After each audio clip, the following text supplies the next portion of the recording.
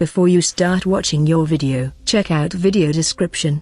To know more about World War II, World War I was one of the greatest cataclysms in modern history. At the time it was called the Great War. Historians labeled World War I as the war to end all wars. World War I was so lethal due to the introduction of new weaponry. Some of these weapons were mustard gas, tanks, aircraft, machine guns and mines. World War I had the most casualties than any other war in modern history. The numbers of deaths reached a staggering 17 million. If you knew, please join us by subscribing our channel for more historical facts and stories. The international community faced a major predicament right after World War I.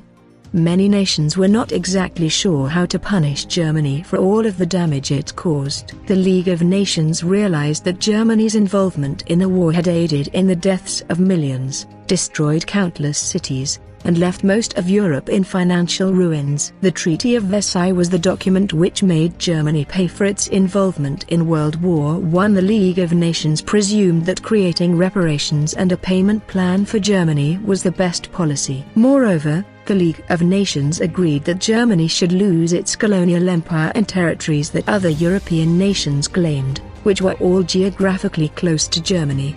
Another part of the Treaty of Versailles explicitly mentioned Germany limiting its military capabilities. Firstly, Germany could not have an army of more than 100,000 soldiers. Secondly, Germany was forbidden to have an air force and its navy was to be drastically downsized. Thirdly, all paramilitary forces were banned in Germany. Lastly, Germany could not construct any new military facilities or stockpile weapons of any sort. Economically, Germany faced gargantuan financial difficulties. It had to pay back the Allied powers money that it did not have. Over the years, new schemes were implemented.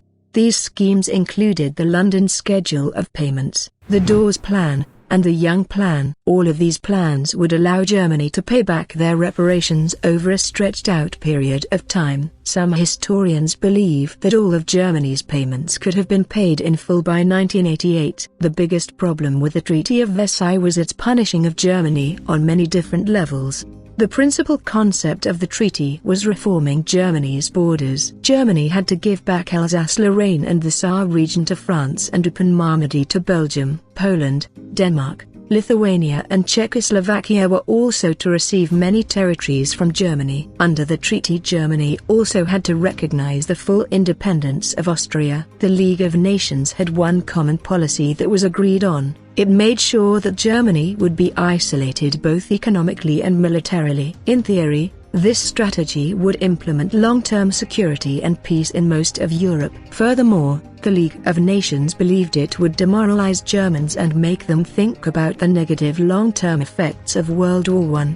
In the early 1920s, Germany was plagued with massive economic problems. The country faced high crime and suicide rates, inflation, and massive unemployment. Many Germans were frustrated with Germany's politicians and its neighboring nations. All of these problems allowed small right-wing political parties to become more popular over time. Small political parties consistently blamed Jews and communists for all of Germany's current problems. One party that many Germans began to notice was the National Socialist German Workers' Party. The NSDAP, or Nazi Party, used strategies of propaganda to convince average Germans that Germany itself was no to blame for these economic difficulties. The Nazi Party's popularity slowly increased until its leader Adolf Hitler was elected German Chancellor in 1933. Once elected Chancellor of Germany, Hitler realized the Treaty of Versailles was one of the reasons that Germany was in such unprecedented trouble. Hitler had the knowledge to form a coalition government, which assured the German people that he played by legitimate rules. This was of course before he became absolute dictator of Germany. At the same time, he attempted to end the economic crisis in Germany. In Hitler's first year in power, almost 4 million German citizens were put back to work. Several years later, virtually the entire country was back at full employment. At the same time, Hitler rebuilt roads and infrastructure while he gave workers a place to live. Eventually, the German economy recovered at a staggering rate. This was initiated by German workers investing their savings back into the economy. Clearly, by the mid-1930s, The policies of the Treaty of Versailles began to backfire on the Allied powers. German manufacturing was underway in secrecy, and many German corporations were moving from civilian to military-grade products. In 1934, Hitler had intervened directly with Austrian internal affairs as he ordered the assassination of Engelbert Dollfuss. At the same time, Germany began rebuilding the Luftwaffe. By 1935, Germany reinitiated compulsory military service.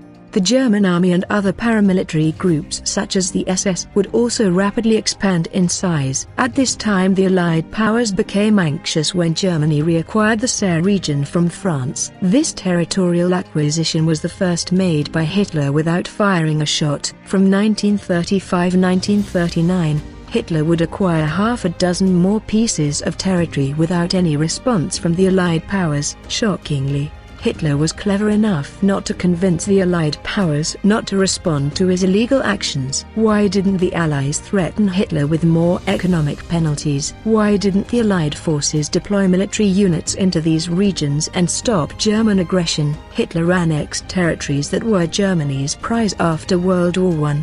Hitler believed that these territories were earned by Germany. Moreover, Hitler could not understand why nations such as Poland were entitled to monolithic land grabs, especially because Poland didn't exist as a nation during World War I.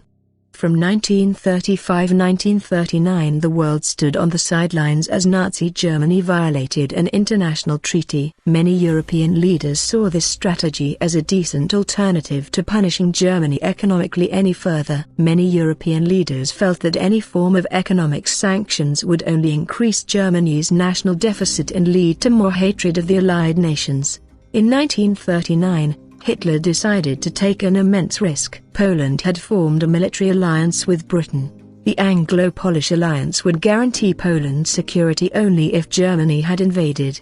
Britain saw this alliance as their only option to contain potential German expansion. At the time, the Germans implemented new military tactics which were light years ahead of Polish military tactics and weaponry, which were predominantly French. In September of 1939, Germany invaded Poland with full force. Obviously, this triggered a war between Germany and Britain. Both Britain and France declared war on Germany and faced an enormous quandary. They did not know how to help Poland, which was completely surrounded. At the same time, the Soviet Union annexed the other half of Poland. Germany invaded Poland for many different reasons, one being for Lebensraum, German living space. Other reasons included Poland's aggressiveness towards ethnic Germans living in Poland, Polish claims of German territories belonging to Poland, and Poland denying access for ethnic Germans to leave Poland and return to Germany. The period of the invasion of Poland was seen to many as the phony war. This simply meant that Europe saw this conflict as an event that would never turn into a full-scale war. Britain and France's strategy, which led to the phony war, was clearly a piteous failure. Interestingly, many military experts and politicians at the time saw it differently. They believed that an Anglo-French invasion of Germany in 1939 could have been worse for the Allies. Britain and France did have a powerful navy, which was spread around the world, although the invasion would have been conducted by both the British and French armies. Even if the Allied powers including the Netherlands and Belgium invading Germany, the strategy could have fallen apart quickly. Another major Allied concern was that Germany had its ally Italy. The Italians could have opened up another front, causing massive casualties for the Allies. Many British and French military strategists feared battles similar to WW1. The Italians had strong positions in North Africa and Albania as well, so the Allies were not fully aware of Italy's full military capabilities. Mussolini's campaign against Ethiopia in 1935 raised concerns by the Allies, due to the Italians dropping poisonous gas from aircraft in certain operations. Furthermore, possibly Mussolini could have given these weapons to Germany. Other Allied military experts feared a potential air war against Italy and Germany. Allied military experts knew that an air war can wreak havoc not just on Allied military forces but on civilian populations. Germany and Italy used this strategy excessively during the Spanish Civil War, which killed thousands. After the invasion of Poland, the Allies hoped that the phony war would be Hitler's final show of aggression. They believed that Germany's economy enemy seemed to have recovered, and since Germany had a full-functioning military, Hitler may have been satisfied. Allied policy would continue to fail as Germany would later invade and conquer most European nations. Appeasement was seen as a policy to prevent another war. Appeasement clearly failed simply because the Allies felt that Hitler would be satisfied after acquiring certain territories. Today, many historians debate if Hitler really wanted Britain as an ally. This is stated in Hitler's second book. Evidence of this is shown specifically during the evacuation of Dunkirk. Since Britain controlled such a vast empire, it is possible that Hitler believed that Germany never could have been able to compete with Britain's naval supremacy. Furthermore, other historians will state that World War II was chiefly a war between Nazi Germany and Britain. Nazi Germany also saw the Soviet Union as a nation that forced Germany into submission after World War I. Communism was seen as the core reason that Germany lost World War I.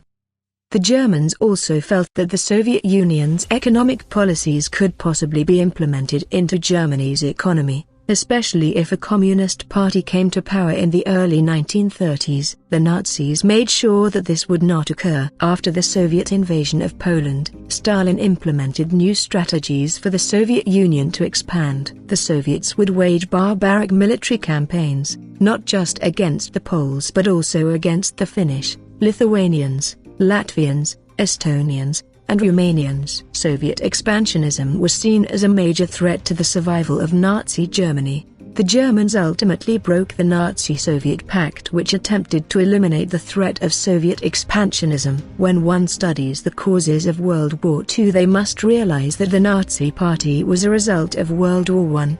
Hitler's frustration and anger led him to creating this right-wing political party. World War II was an inevitable war due to multiple factors. Firstly, Germany had a brutal feud with France. Germany and France would have had to go to war in order to solve their territorial and economic disputes. Secondly, Germany saw Britain as a potential ally, but Britain completely ignored Germany several times. Hitler viewed Britain's empire as the preeminent military power on the world stage. Hitler also viewed Britain, Germany, and Italy as a potential unstoppable force, all willing to adopt fascist ideas. Once Churchill failed to cooperate with Nazi Germany's policies, war was inevitable. Lastly, Hitler's hatred towards communism created a heartless policy towards the Soviets. If war did not occur against Poland in 1939, a war would have occurred against Britain, France, or the Soviet Union shortly after. Hitler used his skills as a politician and orator to persuade millions of Germans into making them believe that Nazism was their only option. Nazi Germany made giant leaps in the fields of nuclear physics, armor, jet propulsion, medicine, and aeronautics. It was only a matter of time until Germany would use these new innovations to obtain new territories from former and future enemies. Historians and military analysts must put into consideration not just the political ideological struggles Germany and other nations faced, but also the change in military doctrine in the 1930s. France, Britain and the Soviet Union all had military doctrine that was obsolete. France, Britain and the Soviet Union all focused on World War I tactics and strategies. If war had broken out between 1933 and 1939, casualties would have been colossal on both sides. Both military doctrine and military units of the Allied powers were completely antiquated and dated back to military doctrine of the late 1910s and early 1920s. Some serious concerns that Allied military leaders thought were, supposed that French and British forces invading Germany lost major battles. Would it be a replication of the Battle of the Somme? What if Belgium and Dutch forces withdrew or would not fully cooperate? Lastly, what if the Soviet Union failed to cooperate logistically and militarily? Distinctly, we can see that the Allied powers were hoping that appeasement would prevent a major war from breaking out in the 1930s. World War II was ultimately an inevitable war that European policies helped create. It was a conflict between nations that all believed that their territory, economies and military might could not be challenged. It also showed how the Treaty of Versailles, which was meant to be a peaceful negotiation, served as a means of deadly sanctions against an already bankrupt nation. So this is for today, and for more interesting historical stories, support our channel. Please make sure to subscribe as well as like and share, and thank you for watching.